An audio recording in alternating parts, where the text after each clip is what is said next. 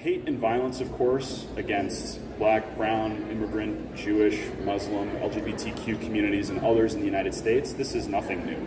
It has been a highly organized, politically normalized force in American history before.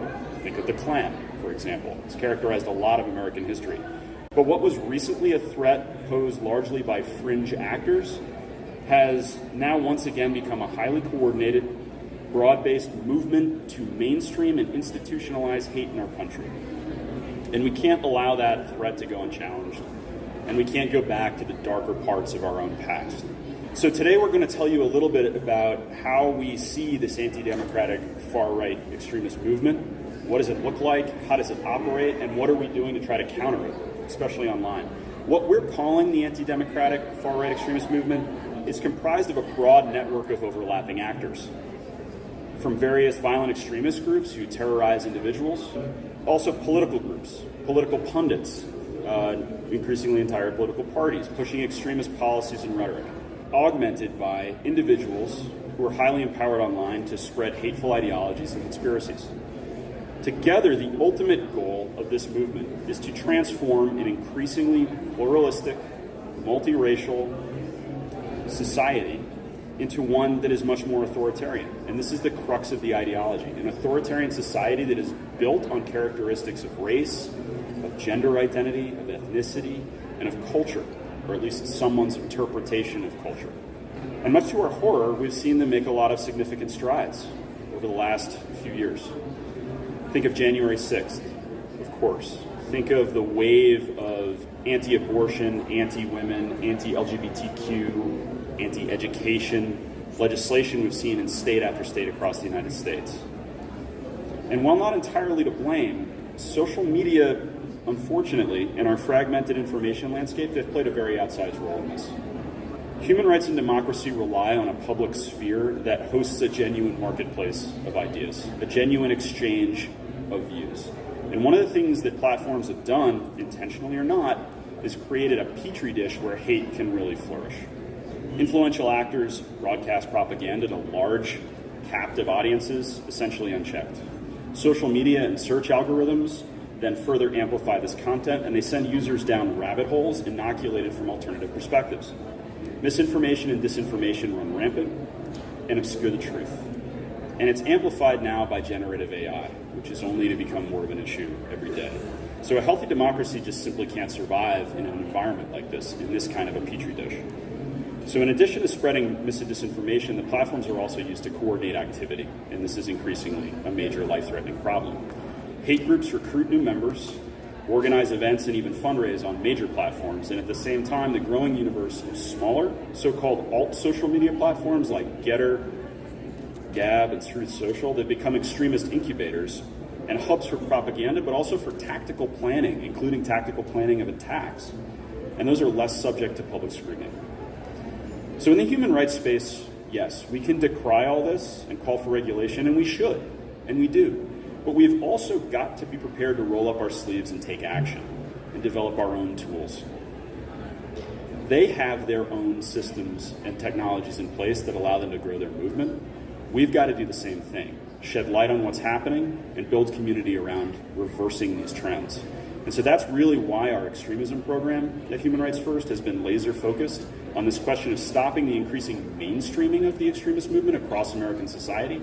And it's also why our innovation lab, led by Paris, has been so focused on building useful tools that can help others and help our allies counter this increasingly dangerous movement.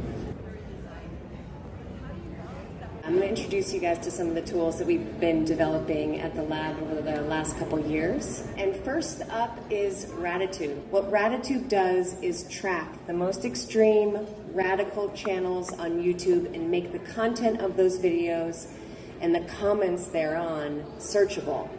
Raditube has been used by dozens of newsrooms and research centers around the world, including the ADL, the London Times, and the January 6th Committee. So Pira's core technology was developed at the lab before spinning out into a venture-backed startup. And Pira uses AI and natural language processing to track and analyze hate speech, violent threats, and disinformation across over 20 alt social media platforms. These are largely unmoderated platforms that tend to be hotbeds for hateful ideology. Next up is Glimpse, and Glimpse is a tool that is in active development, and Glimpse leverages computer vision technology to detect, quantify, and categorize violent actions and objects in video. So take a situation like January 6th, where there's all these different stories about what happened that day, and meanwhile, there's just this massive flood of data that can make it really, really challenging to discern the truth of what happened. So what Glimpse does is cut through the noise. In this case, imagine thousands of hours worth of crowdsourced footage from the streets that day, and isolate the moments that matter so that now investigators, journalists, lawyers can hone in on those moments to understand what happened that day. Last up is a tool that's still very much in the early stages of design. We're working in very close partnership with our extremism program.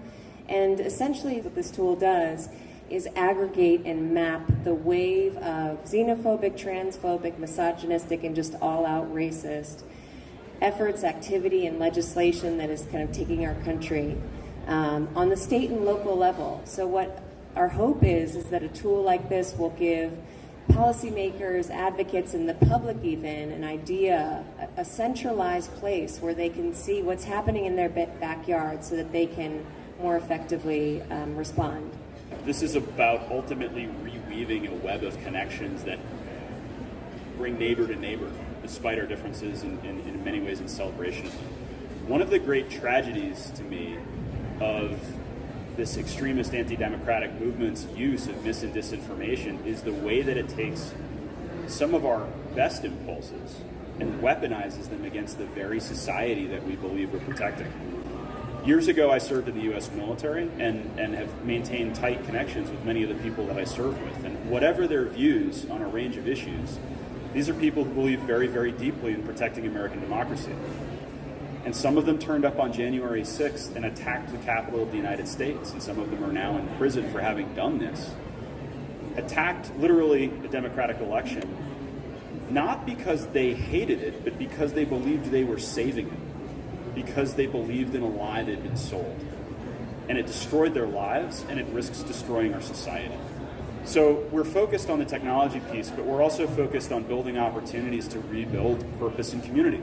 One of those is a veterans program called Veterans for American Ideals, which we're bringing from a large national membership down to the state and local level to build community chapters that can be a voice, one voice among many in our society, against some of these things.